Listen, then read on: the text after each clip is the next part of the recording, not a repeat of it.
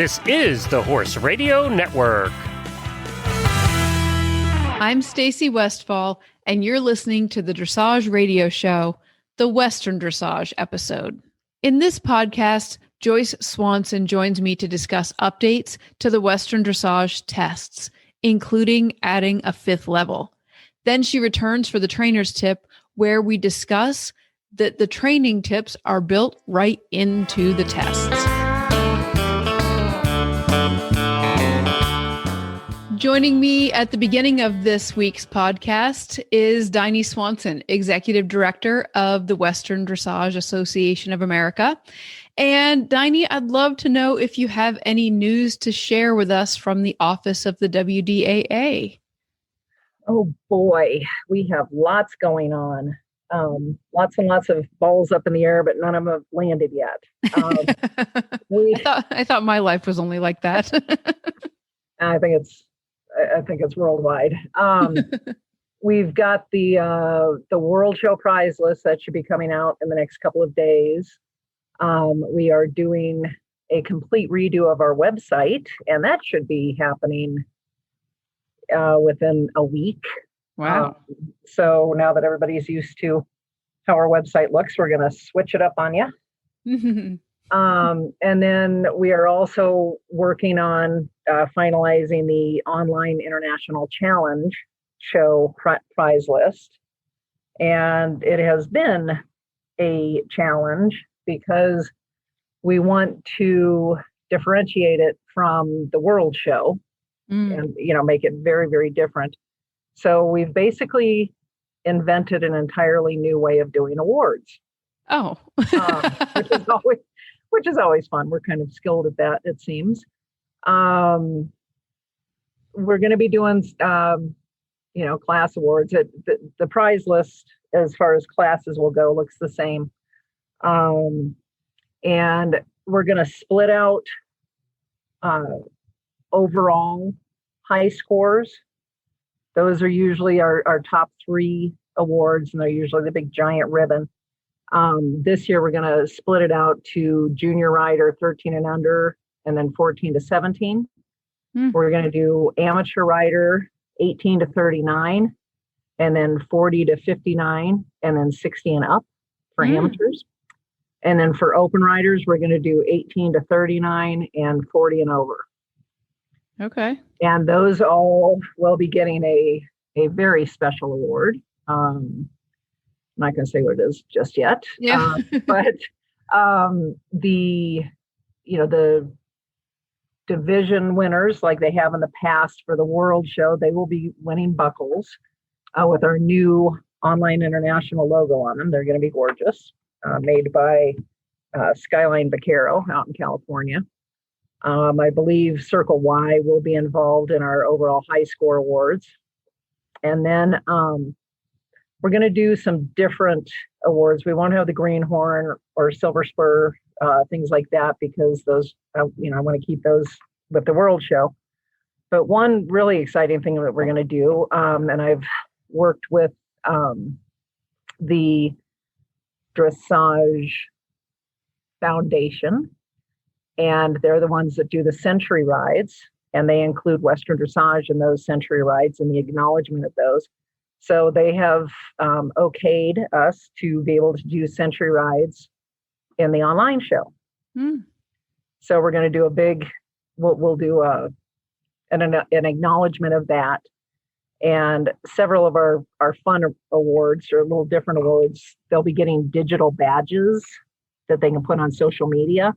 And a printable certificate that they can print out at home. One of those is century rides.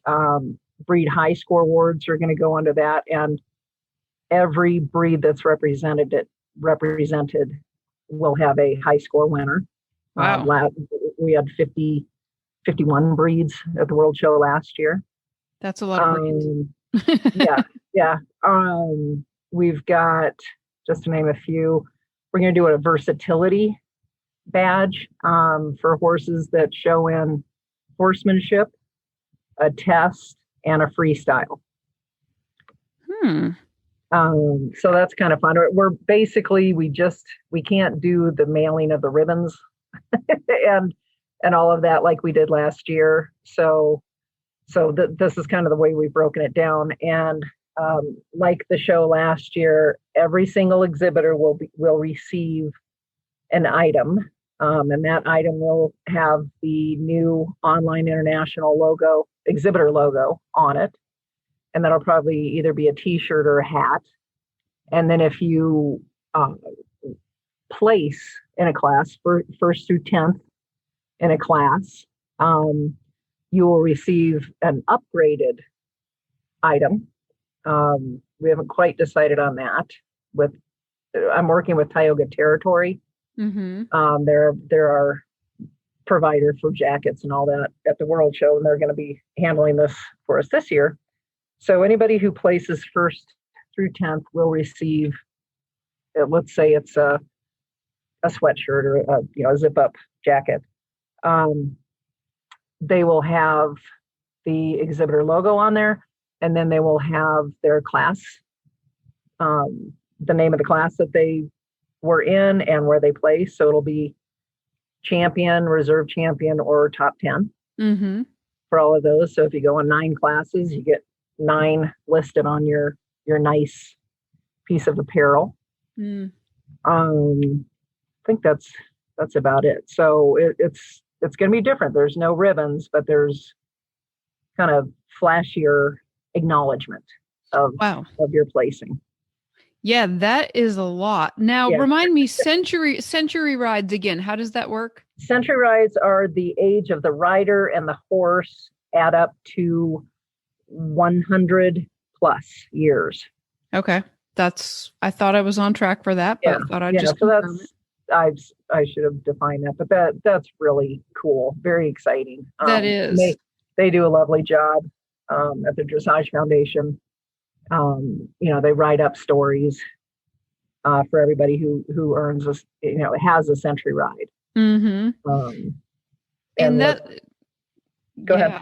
Oh, I was just going to say, the breed. What I was sitting here marveling at is the amount of mailing you were just discussing. International mailing, even. Well, that's what we did last year. I'm trying to get away from that this year. So Tioga Territory has taken on the burden. Okay. See, okay. Now I can kind of see the little bit of a twist, because I was thinking that's still a lot of mailing. Because they're going to do it. Okay, they're doing it. Yeah, it's all coming from Tioga Territory, and we'll probably offer some kind of something if people agree to, pick up their award at the World Show. That's a great idea. So we don't have to ship. So do you happen to know off the top of your head how many different countries or some of the different countries you had participate the last time when this was online? We had United States, Canada, Australia, Sweden, and one other, and I can't think of it off the top of my head. Okay. But I just today was contacted by somebody in England that's very excited about it. So very cool. Yeah, I actually think with a little bit more time and with the different name and just the spread of it, I think it will be. I think it's going to grow. That's going to be super exciting. And yeah, it'll be fun.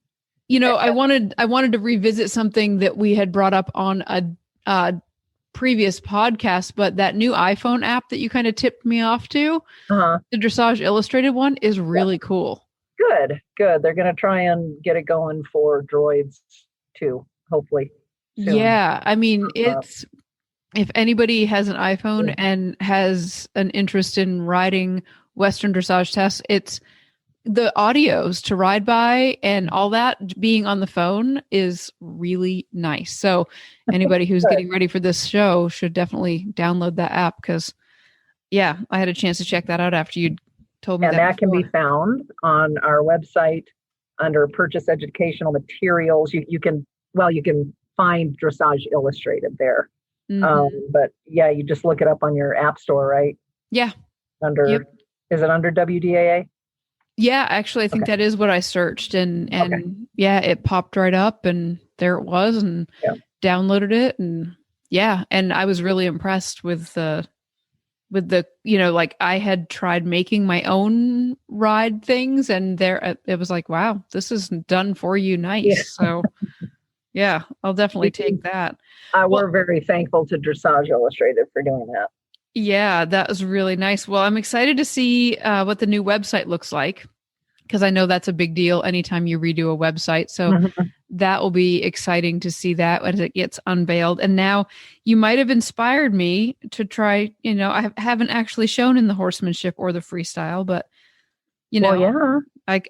maybe I could try that, like three-way combo of the horsemanship, the test, and the freestyle. Maybe that's there you go. And then one other thing I forgot to mention is that this show is still going to be triple points.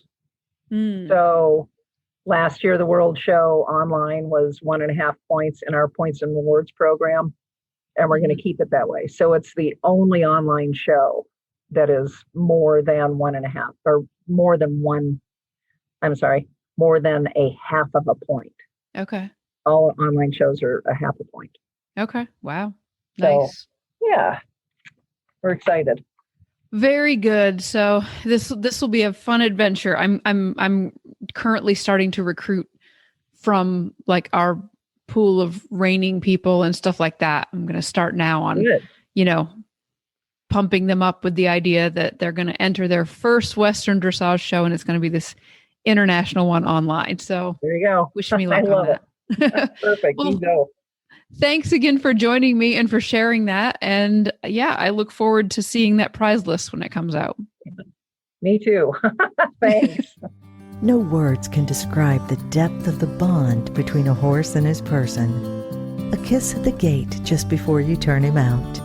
The soft touch of his muzzle on your hand as he scoops up the treat out of your palm. The warmth of his body under your legs as you saunter bareback across the pasture. The beat of his hooves as you gallop in perfect rhythm cross-country. The sensation of flying as you clear the oxer. The sense of peace that comes over you as you walk together down the quiet trail. The sound of him contently eating his dinner. The feel of his warm, soft coat under your hand. The feeling you get when it's just you and your horse. It's why we do what we do at Kentucky Performance Products. This feeling is brought to you by Equijewel. Fight back against an energy crisis that can impact condition and performance. Equijewel is a high-fat, low-starch and sugar formula that was developed to safely meet the energy needs of your horse. The horse that matters to you matters to us. Joining me today for the Judge's View and the training tip segment is Joyce Swanson. Joyce is a founding member of the WDAA and a large R Western dressage judge. She also judges in the Morgan, Pinto, and miniature horse world. I'm so excited about that one. She was instrumental in developing the tests that we ride today, which is actually what I want to talk about today. Thanks for joining me on the podcast, Joyce. Yeah. Hey, Stacy. Thanks for having me. I have to confess that I never gave much thought as to where the test came from. And so I ended up behind the scenes getting glimpses of the work that's going into updating and revising the tests that are going on right now, and the work that you're doing on the level 5 tests. And the little peek behind the curtain that I saw, I was like, jaw drop. Oh my goodness, this is a lot of work. And I ended up with more questions than I was like, I have a lot of questions about this. So that's why I wanted to have you on today, because I heard a rumor that you were involved in writing the very first Western dressage test. Is that true? Yes, I can humbly admit to that. Yeah. I'd love to hear about it. Sure. So, Western dressage was incorporated around 2010. And we basically started with training level dressage tests, and we grandfathered in or utilized some dressage judges. And then in 2012, the organization said, we really want to develop our own tests that are more in line with skills that would be more about Western horses, and so and really to honor their mission statement. And I don't know if you ever bothered to read the mission statement, but it's beautiful. And to honor the horse and to provide a training methodology to gently cultivate this horse. And, it's just, this organization is just a bunch of horse lovers. So they decide this, and I'm not specifically involved with the organization of WDAA at this point, but Cliff came up to me and he goes, "Hey, we need some tests by 2013." And this is like fall of 2012. And he goes, "I have 6 weeks to submit something. Can you help me?" 6 weeks? 6 weeks and 4 levels. Okay, well, let's try this. So I just happened to be jumping in my car or my truck and trailer to go pick up a horse back east. And I just said, "Okay, give me a legal pad," and jumped in the truck. My son came with me, and I said, "Ryan, you're going to drive all day. I'll drive all night. I've got to write these tests." Yeah, it was pretty crazy. And I didn't have a test template at the time. I don't know if you know what that is, but just picture the actual score sheet that you get back when you show with the judges' comments. And so I had nothing. So I scribbled it out on the legal pad, all the tests. And I handed it over to this wonderful secretary that we employed at WDAA, and she put them in, test format. And I never gave it another thought. I thought, phew, okay, we got something we can start with. They weren't that bad, really. I mean, because I kind of went from my position as a horse trainer of like, okay, so that beginning horse, that green horse or beginner rider, what skills should they have, and what's appropriate for each test, and how do we gradually increase the challenge through the test and through the levels? And it's easy. So, of course, you're going to do 20-meter circles in the lower test. And as you improve the collection and balance on your horse, you'll come to do smaller circles and more involved transitions. And, they just kind of rattled off. But what I didn't know was that the person actually putting them in test form didn't really know how to bracket the tests. Do you know what the test brackets are? Well, I'm guessing that's the way that each of the chunks is kind of on there. Yeah, chunks. That's good. So yeah, you're right, the numbered pieces of a test. So, oh my gosh, like she put let's see what tests we're up to. We're up to second level. So there'd be like a loped apart, a circle, a stop and a pivot all in one bracket. It wasn't that bad, but it was pretty bad. And the second thing was they were too long. I never timed them. I just kind of had it in my head. Oh yeah, okay, well, you could get through that in about 5 minutes. But some of the tests, mainly I think level 1, were too long. And so there was a lot we could improve upon. In fact, I really couldn't wait till 2017 or 2016 rolled around to head to the next test writing. And I've learned since then, you know what, there's always going to be room for improvement. And by the good graces of our generous, involved, engaged membership, people come up to me all the time and, offer suggestions. And I'm really grateful for that. And judges, of course, offer suggestions on, well, maybe that transition should be at P instead of F, and then they won't do that simple change in the corner. They'll be straight, and maybe that shoulder end should come at you, like closer to the judge's stand so you could actually see it better. And yeah, I can't even tell you. But so we always try to start when we're revising the test. Okay, what were the problems?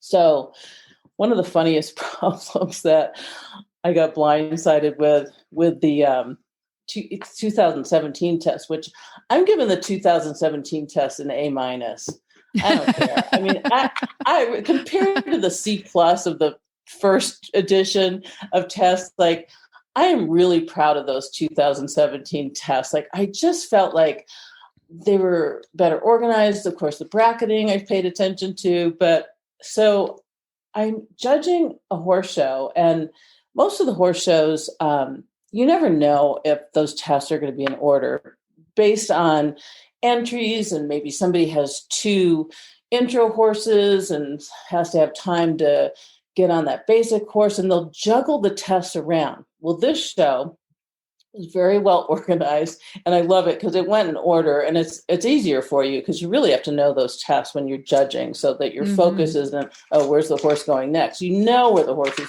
supposed to go next. And I get through the first 7 tests and I go, so this is like intro test 1, 2, 3, and 4, basic test 1, 2, and 3. And I go, did all those tests end with a final turn up center line from F? So they were all right-hand turns, and I don't know how you feel about that, Stacy, but like, does that seem like a problem to you? Like, just being a horseman, yeah, it is a problem. You're bending the horse so many more times to the right and not practicing going to the left. So, so I was like, oh my God, that's horrible. Then Frances Carbonell, who's from our area and such a lovely person, I think she's been on your show before. She comes up to me and very gently taps me on the shoulder, and she goes, Joyce, did you know that in the level 4, which was fairly new at the time, the level 4 tests, that 3 of those tests have the first lobe depart, a left lead lobe depart at M. And I was like, oh my God, no. I mean, because, that creates a anticipation challenge for the horses. So these are this is an example of the things you have to juggle. So it gets pretty involved. Yeah, that's amazing. And, I hadn't thought about what you just said you learned when you were judging them all back to back in order. That would change the way that you look at it. And there are so many tests, and that's a good thing. I like it because, when I look at the reining world that I come from, we showed with 10 tests forever. They've introduced a few more now, but it was like 10. And that was for any division, anywhere, everything. And so, and really there's like 7 or 8 movements or chunks or brackets, whichever way we want to like phrase that. So I came into this world and was like, okay, well, this is a lot of options. So I haven't fully memorized the ins and outs of the different ones. I've been much more like, wow, this one's fun to ride because of this loop. And, oh, this one's a challenge because of the way that you do this here or there. Or, oh, this is, and I have noticed when there are similarities, of things only because, you come across the center line and I'm like, wait a minute, is this come across the center line and then, come across the diagonal and then do this? Or is this come across, memorization issues that I've had, but boy, riding them, I jumped in, and the first ones I've ridden were the 17, and I was impressed with all of them. So yay. And you do a beautiful job riding. We're so happy to have you involved, but you're right about the reining test. And, if you don't have a variety of things to do with any horse, they start anticipating, you really want to mix things up. So even if you're practicing for your reining pattern, you may just work on a few stops this direction, a few things that direction. And you don't want to just keep doing the pattern over and over again and, have your horse kind of jump ahead of you.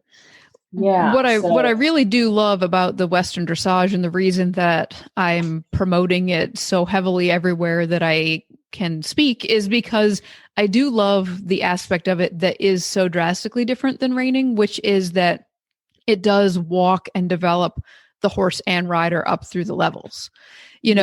I always say that in the reining world, it's a pretty good jump. Like, you jump in at a relatively high level because there isn't the clubs, the individual clubs will do some, green reiner. They'll come up with their own things. But as far as the national level goes, it's a pretty good jump on the way in. And I love that the Western dressage dovetails so nicely, but also that the tests are for the training. And I know I'm talking to dressage people here who are like, well, obviously, but just coming from another world where the test is like the final test. It's not related to the training.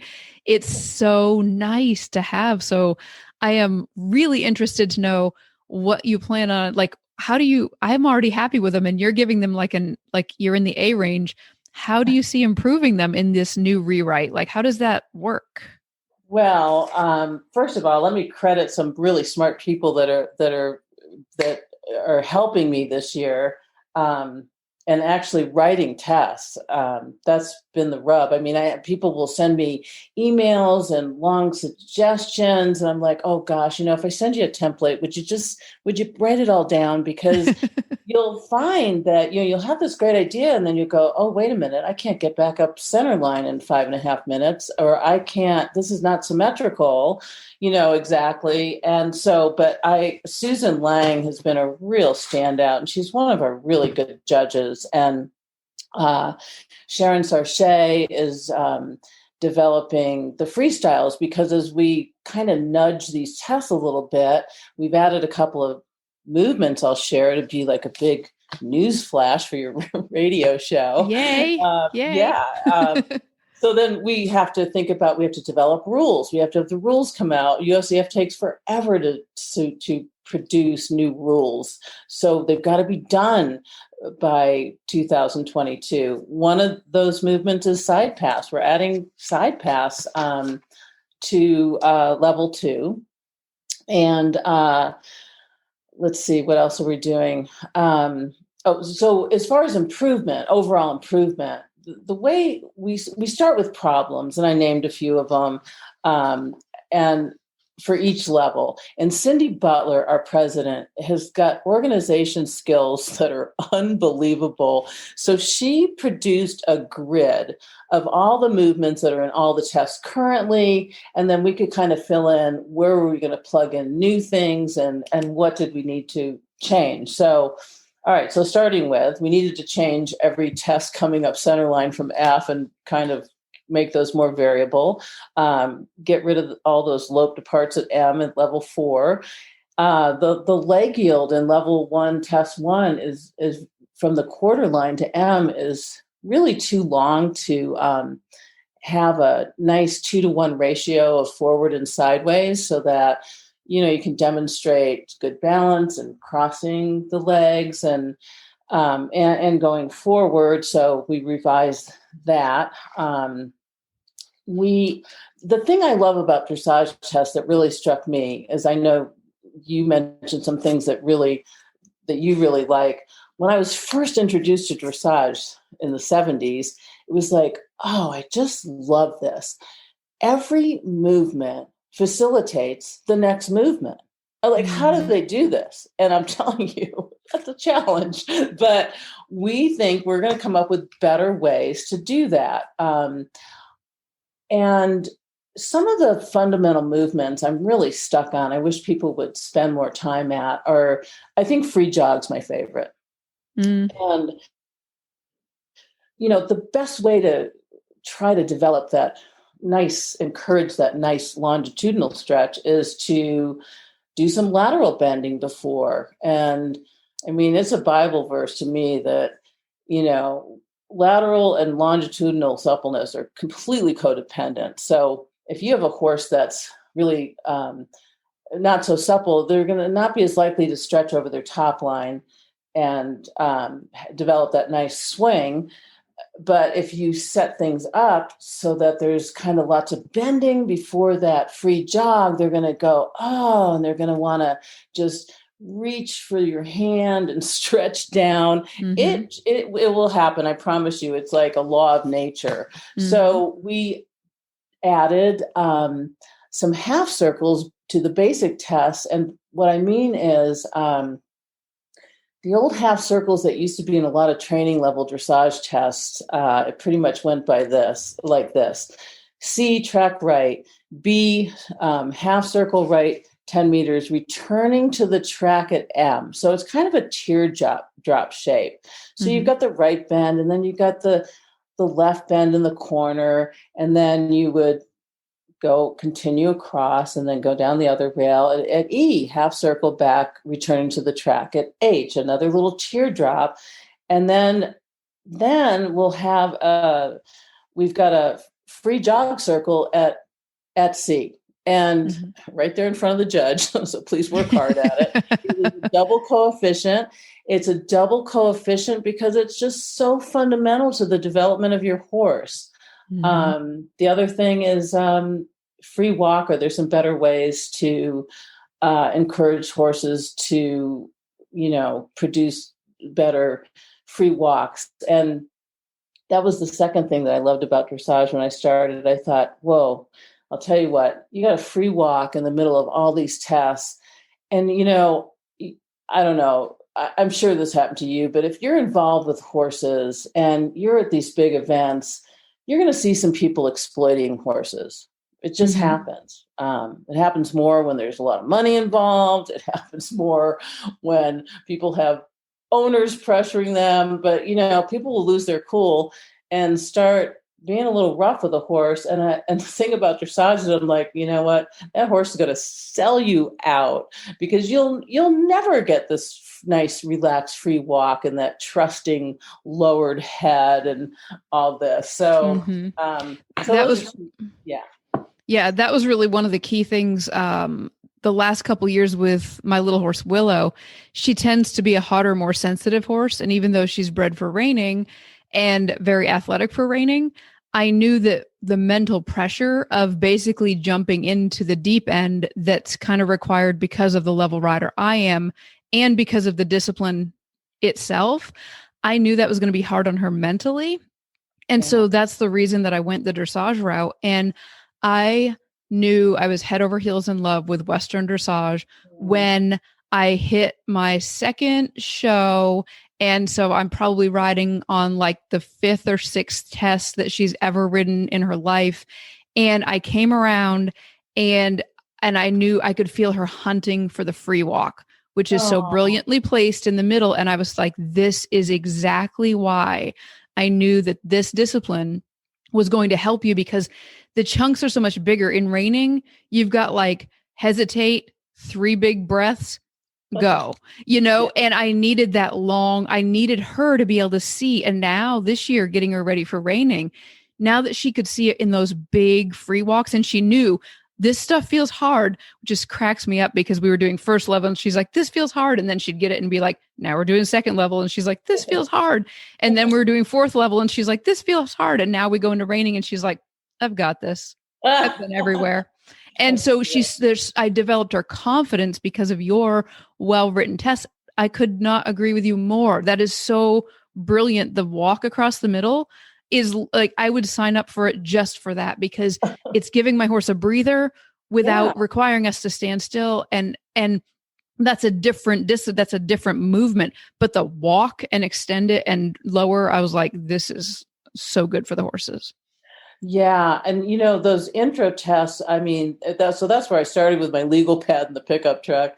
And I was like, okay, you want a horse to wait on you for practical purposes and for showing. I mean, like if you've got you're competing in roping, like the judged roping, that horse has got to stand in that box while all kinds of crazy stuff is going on. And like you said, hesitate in a reining pattern, wait on a cow if you're cutting, or you'll incur a miss penalty.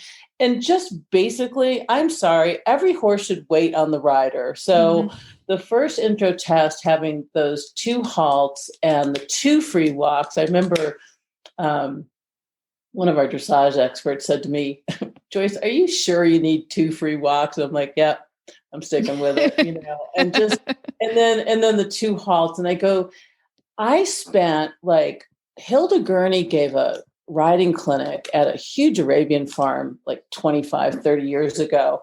And the whole first day, all she did was teach us how to execute a proper halt, which involves all the dressage training basics of inviting your horse to the hand. The hands are secondary. They're only to receive, asking the hind end to track up, and then be immobile. And, horses are by nature claustrophobic. So I felt like, to teach a horse to halt and stand for a long time, I would never expect that of a horse my first ride.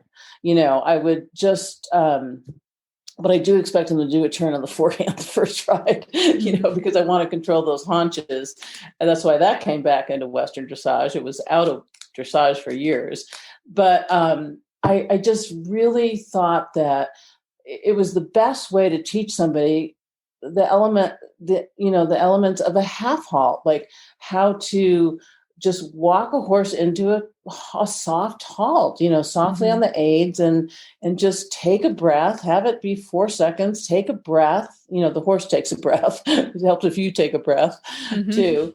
And just wait on the next cue. So, I felt like right from the beginning, I wanted to have an attitude of a Western rider and what was kind of important to us. And I agree what you said, to go back to jumping into reining patterns. That's hard. It's expensive. If you can find a good horse to do that with, and Western dressage is so great because it will help prepare your horse for all these events. And it serves as a standalone, wonderful competition where you get feedback from the judges and all that to help you along the way. Yeah, totally. Okay. So I've got to ask, can we have any sneak peeks about level 5? Yeah, sure. Yay. Yeah. So, we always like to get feedback from our members, and I think Gail Matthews arranged a poll. I think this was really Cindy's idea. When Cindy became president, she's like, I'm reaching out to these members. Like, she was doing it every couple of months. She'd reach out and poll the members. What do you think about this? What do you think about that? And so, we added half pirouettes in level 4. And I love the pirouette. I love what it does to just sit a horse, and still have them engaged so strongly. And our Western horses are built right back there. Yeah, so they are. It's kind of something. It's something they can do, and then it will put a good rein on a horse too. I mean, it has the same principles as why an outside rein reins your horse. If you're one-handed, to kind of control halting the haunches while you're taking the shoulders around. But a pirouette requires you to keep stepping. You've got to keep stepping while you're doing that low pirouette. So we're going to have a full pirouette in level 5. And I got a lot of pressure when I put out level 4 a couple of years ago. We need tempi changes. It would make those freestyles so much more interesting. And I thought, you know what, slow down. People can really get into trouble training flying change if they're not tuned into their horse's mental agility. If they're not thinking of their mental comfort, you can just rush these things. So I thought, no, we're gonna just get through this, and I think the freestyles will allow a change of lead in 5 strides. So we'll probably get down to tempi changes, maybe 3s. I don't know if we'll go to 2s. Just kind of have to see how this rolls out a little bit more. Yeah. Another movement we're adding, which is the most interesting movement to me, is the double rein back. And fortunately, that was in our rules already. But it sounds like something to a Western person that it really isn't. And I really want to bring this movement that actually is a dressage movement called a Schalkel. And what that means in German, thank God my husband is fluent in German. I go, okay, tell me what this really means. And he goes, well, it's like rock or swing. And so I go, okay, so it's just not like halt at A, back 4 steps, walk 4 steps, back 6 steps, lope off or something, like a double rein back.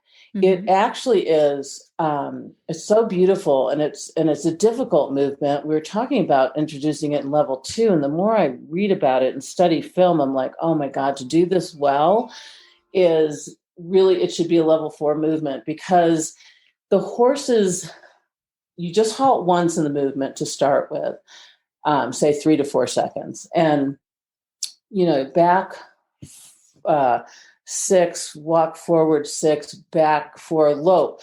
You never stop again. You never pause. So you rock on that last foot forward, is going to start taking you backwards. Mm-hmm. You know what I'm saying? So it's continuous kind of rocking motion. And it is such a demonstration of the horse's understanding of collecting aids, of throughness, discipline on your aids, the whoa go of a half halt and what that all means. And I just think it could be really, really pretty. So yeah, I mean, you have a version of that in which test is it that you back from V all the way to B and then immediately depart in the right lead?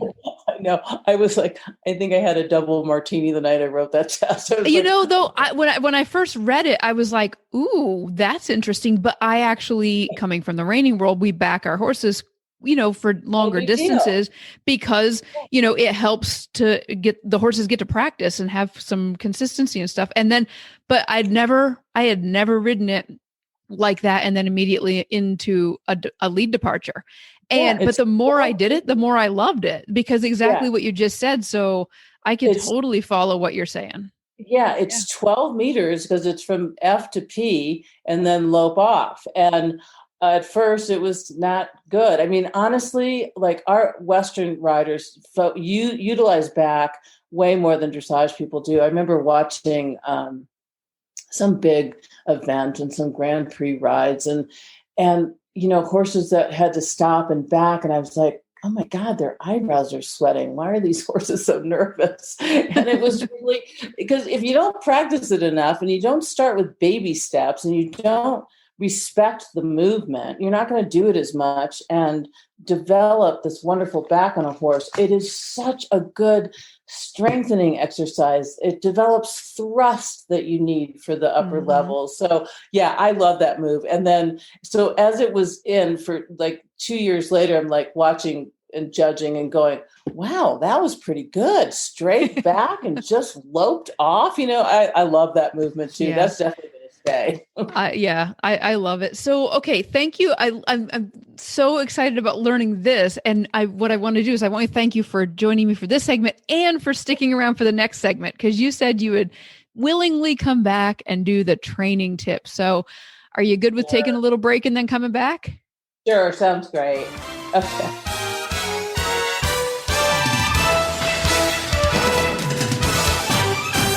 This week's dressage training tip is brought to you by Total Saddle Fit, home of the shoulder relief girth at totalsaddlefit.com. Okay, so we are back and Joyce Swanson is joining me again for the second segment, which I would love, Joyce, to actually just kind of go in depth on a couple things that you said in the first judging segment. And, first of all, just you outlined so beautifully, like the tests. How do you want riders from the judge's view? Like if I'm at home from the training view, if I'm at home training my horse, what do you hope I am seeing in the tests? Right. Yeah, that's a great question. So first of all, the fact that I mentioned earlier that every piece of real estate in that dressage arena, the way it's mapped out, whether it's a corner or the preceding movement, is to facilitate the subsequent movement. So when you're practicing you look at the test and you go, oh, okay, well, that 10-meter circle at M is definitely going to help me position my horse for a shoulder in between M and B.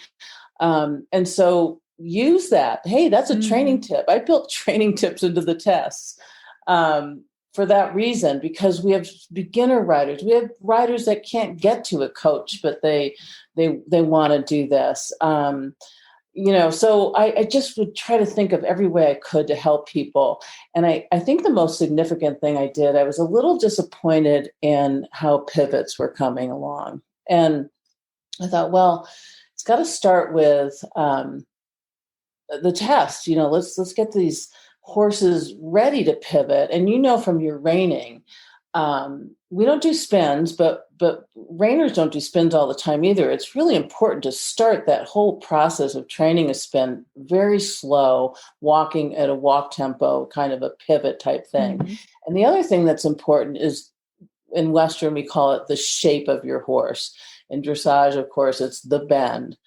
But I like shape because it's kind of how that horse should be shaped from nose to tail, to do a pivot and have it be on the inside hind pivot foot and be balanced. So I can't remember what test it is. I think it's level 4, test 3. I finally said, okay, I need to change the direction. So it's going to be 1.5 turns here. And these horses should be ready for this. I'm going to have them walk an 8-meter circle first. And then, so I think you've probably ridden this test, Stacy. So yep. I think it's at I or something, circle right 8 meters. And then when you get back to the letter I, which is on center line, okay, show me those pivots. Yep. And so then your horse, so did that make sense to you? I'm just curious. Did you get that? Okay. Oh, yeah, totally. Yeah. Yes. And actually, I really like it because it's ridden in a collected walk. Yes. And so you're doing exactly like you would in training, like a reining type horse, a Western disciplined horse. You're collecting everything up, and you're kind of usually like in a reining lesson, we'd be like, okay, bottle it all up. It's kind of like we wouldn't use necessarily the same, but it's like you got to bring it all together so that we can then, because we're funneling that into what's about to come, which is, when we're headed to spins, you got to bottle some energy up there, and so you can release it and let it and direct it. And so, right. Totally got that. Have them reach for the bridle, right? Yeah. Yeah. Turn them loose. I mean, and that's what we want to see in Western dressage too, is we always want to see reach for the hand and over the top line, and have the rider allow that horse to work through his whole frame. If you're trapping him with your hands, and riding too much with the bridle instead of your seat and legs, and shortening that frame, you're not going to have a nice free moving individual. So. Right. And that's the dance. The dance is that people tend to either not want to collect them at all because they kind of are avoiding touching them. That is more prevalent in the Western world.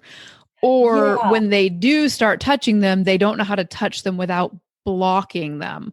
So this is why I'm such a proponent of the Western dressage, because it's like, you can touch them without blocking them. And that is how you develop all this, the communication and, not blocking that energy, but funneling it. So, yeah. And that's a great difference you're pointing out, because, I remember studying with some German dressage riders, and the contact was quite heavy. And then I studied with a French rider, brilliant, that was all into this lightness. Well, you can be too light and you can be too heavy. And there's that sweet spot where that contact, first of all, should be elastic. So it involves, everything up your whole wrist and hand and forearm. Everything needs to be attached in a relaxed way.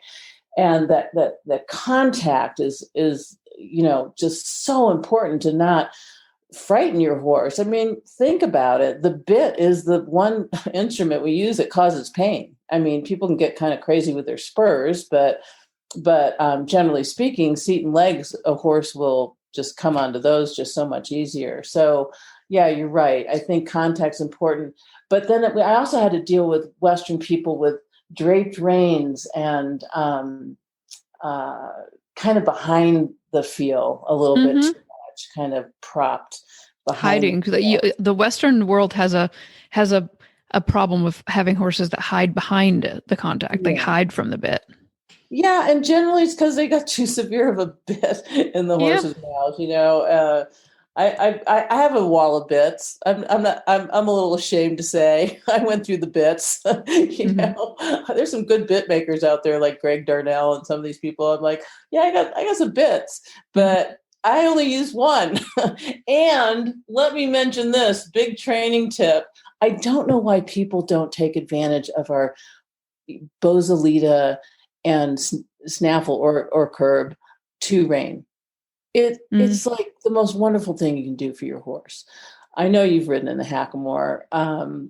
To be able to ride, I think rein cow horse is the only discipline, and I think it's until the horse is age 6, where you can ride in the 2 rein. And what that is basically is you've got a little pencil boselle around your horse with your Makati reins coming back to you, and you have a bit in the horse's mouth. So you're kind of riding a double bridle, and you can just kind of like get a little more definite on one aspect of those 4 reins to choose from, or you can just kind of soften and, let the horse relax and just kind of be on the Bosalita for a little bit. I mean, it's just psychologically for the horse, it's just a wonderful way to train. So Cliff and I have been doing quite a few clinics on that, but I don't see too many people besides me riding that way. So. Yeah. I think that is interesting. And I think if you have any links to that people would love to kind of see the setup, because I think until you see it, it sounds really complicated. So I think I think that it's one of those things where sometimes the concept is more intimidating than when you start touching it. But there is skill to handling, that many reins, but I guess it's not as bad as it sounds. It's easier to do than when you're explaining it. It sounds more complicated. So thank you for that. Thank you for that endorsement. Because when I got done with that, I thought nobody knows what I'm talking about. But let me just say, our equipment guide, I think, is on our website, on the WDAA website. And we've got some pretty good pictures of, the 2-rein bridle.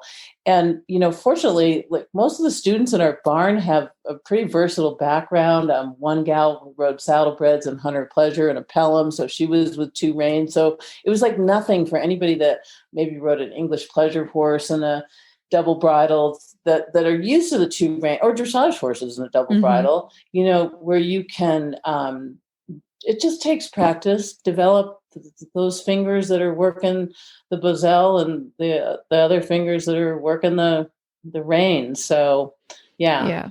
And if I was going to give an endorsement of it, the beauty of it is the catch, exactly what you just said, the fingers working the reins. And oftentimes riders that are intimidated to try it don't yet have fingers that are trained to be walking up and down the reins, as I call it. So they're not used to walking up and down and moving, which is actually hindering them when they're riding right now, but they don't know it. So learning this technique of having both reins, you automatically have to address the challenge that you should address anyway, but you don't realize it's there, if that makes sense. Yeah, exactly. Yeah. Well, this has been really, really informative. So now, when do these new tests roll out? So, they're going to be officially out and used in any shows January of 2022. Okay. We've got to get them out soon. I mean, we are just putting the finishing touches on level 2 and level 3. Level 4 is going to be a no-brainer. I love our level 4 test, but of course we have to fix some little problems. And flying change will be across all 4 of those tests. And then level 5, it would be easy.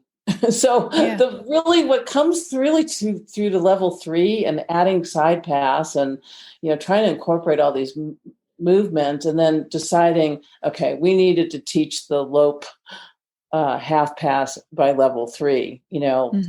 I got this directive from 2017. It was like, what, can you make easier transitions between the levels? And I go, well, yeah, I suppose I could hold off introducing half pass lope and until 4th level. And then I was stuck going, well, the best way to do a flying lead change that most dressage people know anyway is half pass and change, and so we had that one test with simple changes in it. It just didn't make sense. So, All right, here's the short answer. I am hopeful that these will be completely done by June.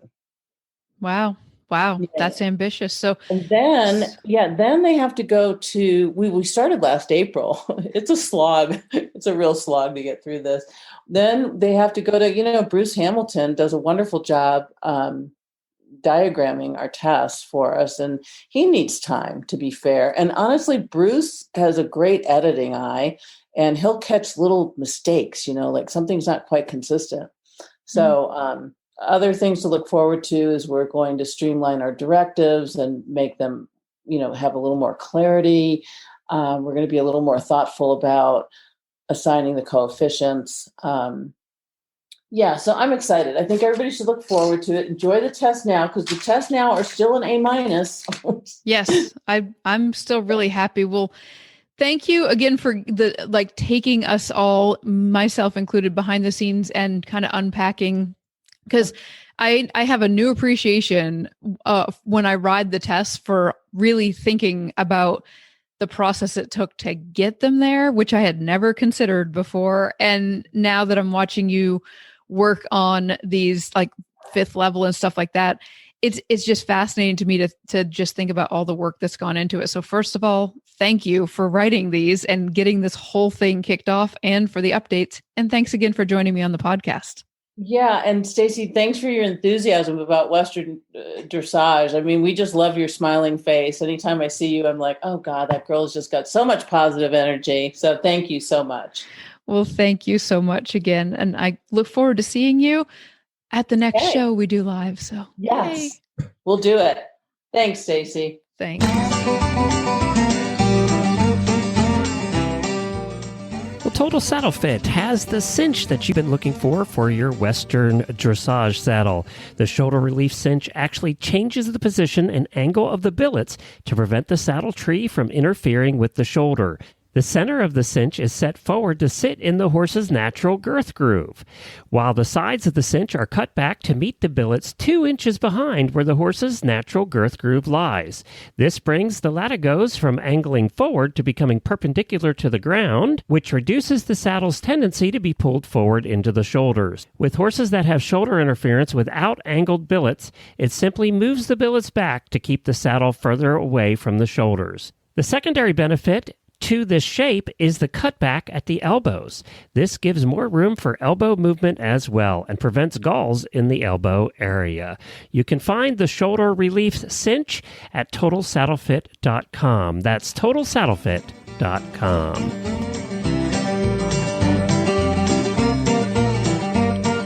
Thanks again to Dini Swanson and Joyce Swanson for joining me on today's show. If you're interested in hearing more from me, I have a podcast where I teach people how to understand, enjoy, and successfully train their own horses. You can search Train Your Own Horse with Stacy Westfall in your podcast player. You can find our show notes and links to today's guests on the website, dressageradio.com. Like us on Facebook, just search for Dressage Radio Show. And don't forget to check out all the other shows on the Horse Radio Network at horseradionetwork.com.